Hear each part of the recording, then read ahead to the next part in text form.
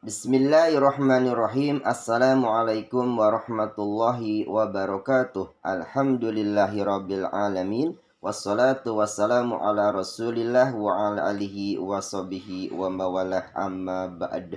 Ya, bagaimana kabarnya anakku yang dirahmati Allah Subhanahu wa taala? Ustaz doakan mudah-mudahan kalian dan keluarga senantiasa berada dalam lindungan Allah Subhanahu wa taala. Amin ya rabbal alamin. Ya baiklah, anak-anakku yang dirahmati Allah Subhanahu wa taala, kita bertemu kembali di tema pelajaran tematik kelas 3, tema 6 energi dan perubahannya, subtema yang kedua perubahan energi, pembelajaran 1 dan 2 ya. Namun sebelum kita masuk ke materi yang lebih jauh, mari kita sama-sama berdoa terlebih dahulu. Allahumma inni as'aluka ilman nafi'an wa rizqan thayyiban wa amalan muttaqabbalan. Amin ya rabbal alamin. Baiklah, anak-anakku yang dirahmati Allah Subhanahu wa taala.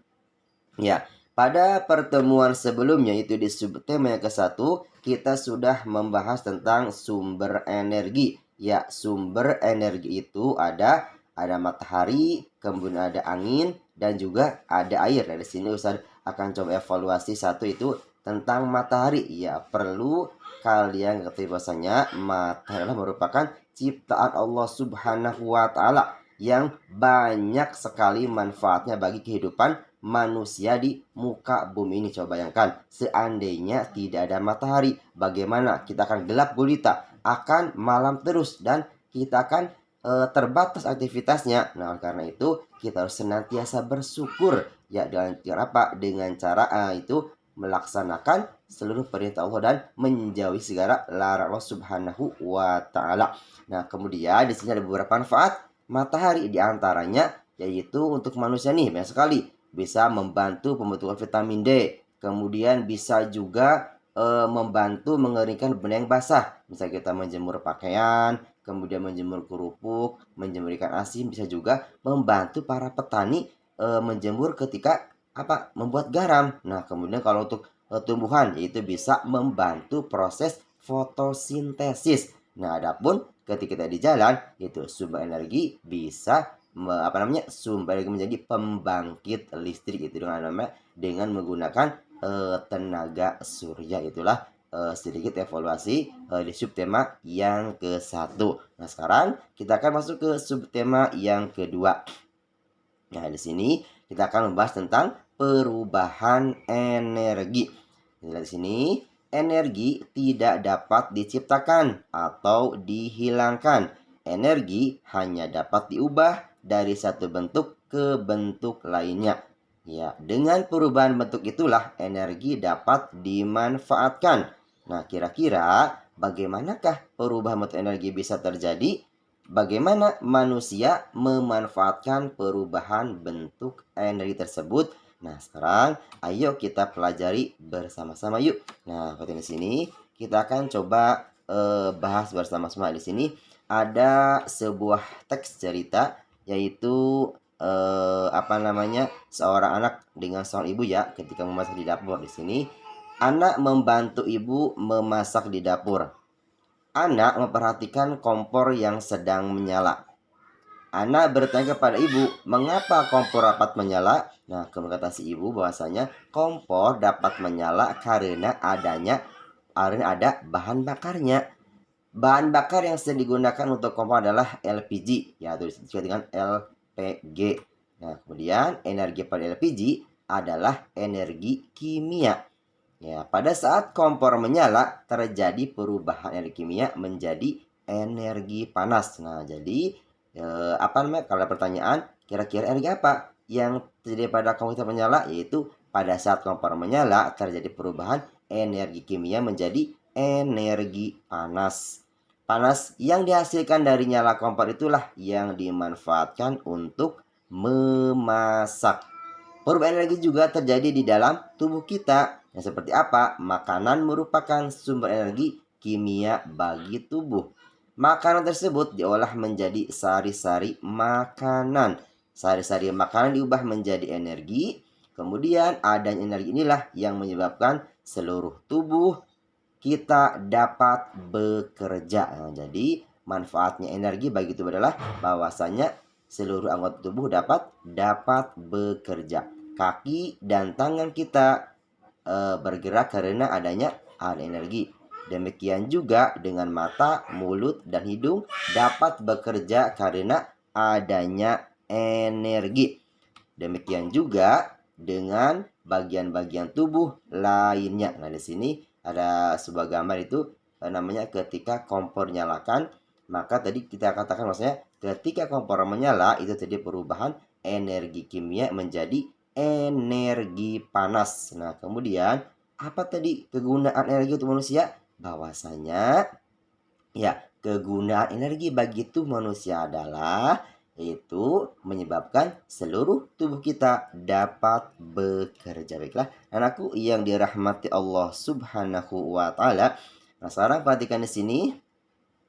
Ya, di sini ada namanya ayo berlatih di sini berdasarkan teks bacaan di atas jawablah beberapa pertanyaan berikut. Nah, di sini ada 5 pertanyaan.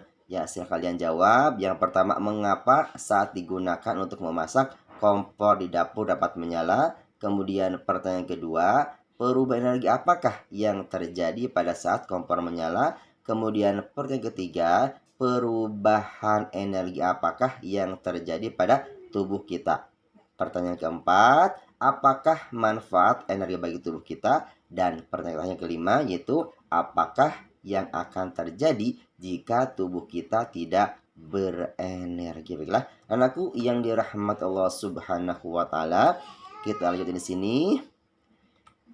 Anak telah berlatih menari selama 1 jam.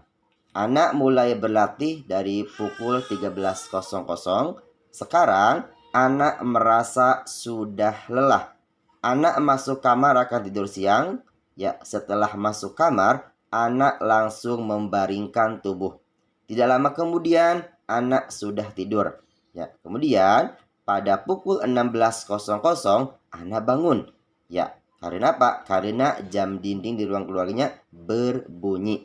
Ya, anak segera mandi dan ganti pakaian. Anak mengulang pelajaran. Nah, kemudian kebetulan ada pekerjaan rumah yang harus dikerjakan. Ya, Ana mengerjakan pekerjaan rumah dengan sungguh-sungguh. Ya, karena sungguh-sungguh berarti tidak terasa jam dinding menunjukkan pukul 17.30. Ya, Ana telah selesai mengerjakan pekerjaan rumahnya. Nah, perhatikan dan di sini ada suatu kegiatan dari mulai setelah tadi berlatih kemudian tidur siang, kemudian mandi, kemudian dia melanjutkan beberapa pekerjaan dari cerita pendek di atas di sini. Nah, ada pertanyaan. Nah, silakan teman-teman diisi ya. Di sini pertanyaannya ada 4 pertanyaan. Ya, berdasarkan cerita di atas jawablah pertanyaan-pertanyaan berikut. Yang pertama, pada pukul berapakah Ana selesai latihan menari di rumahnya? Kemudian, pertanyaan kedua, tunjukkan dengan jarum jam. Pertanyaan ketiga, berapa lama anak tidur siang di kamarnya? Dan pertanyaan yang keempat, berapa lama anak mengerjakan pekerjaan rumah? Nah, silakan ya teman-teman dikerjakan di buku tugasnya masing-masing. Anak-anakku yang dirahmati Allah Subhanahu wa taala. Nah, perhatian di sini. Sekarang kita ayo mengamati. Nah, kita amati ya. Kita berhak untuk memanfaatkan energi. Akan tetapi, kita juga memiliki kewajiban terhadap energi. Kita wajib menggunakan energi dengan bijak. Ya, menggunakan energi untuk hal yang berguna merupakan suatu kewajiban. Kita tidak boleh menggunakan energi untuk hal yang tidak berguna. Nah, sini ada beberapa contoh yaitu ada beberapa contoh gambar dia menggunakan energi yang tidak berguna. Misalnya nomor 1 nih, menggunakan tenaganya untuk berkelahi atau berantem. Kemudian nih ada di gambar yang kedua itu anak sedang membawa radio ya, dia menggunakan menggunakan sesuai dengan kencang sampai keluar, itu tidak boleh. Yang ketiga nih gambar apa kira-kira ya? Gambarnya sedang main apa nih? Main petasan atau apa di sini? Ya, itu tidak boleh ya. Nah, contoh penggunaan energi untuk hal yang tidak baik. Nah, jadi contoh gambar adalah contoh penggunaan energi yang tidak baik. Dengan anakku yang Allah Subhanahu wa taala. Nah, setelah melihat tiga gambar di sini, coba perhatikan bagaimana pendapat kalian jika ada orang yang menggunakan energi untuk hal yang tidak baik. Nah, kemudian apa yang kalian lakukan terhadap orang tersebut?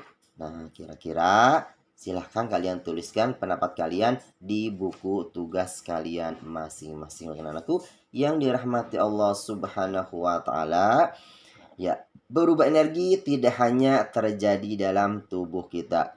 Perubahan energi juga terjadi pada peralatan yang kita gunakan dalam kehidupan sehari-hari. Nah, berikut ini adalah ada beberapa contoh perubahan energi yang kita gunakan dalam kehidupan sehari-hari. Di sini ada beberapa contoh ya. Yang pertama misalkan ada perubahan energi listrik menjadi energi panas. Kira-kira apa ya?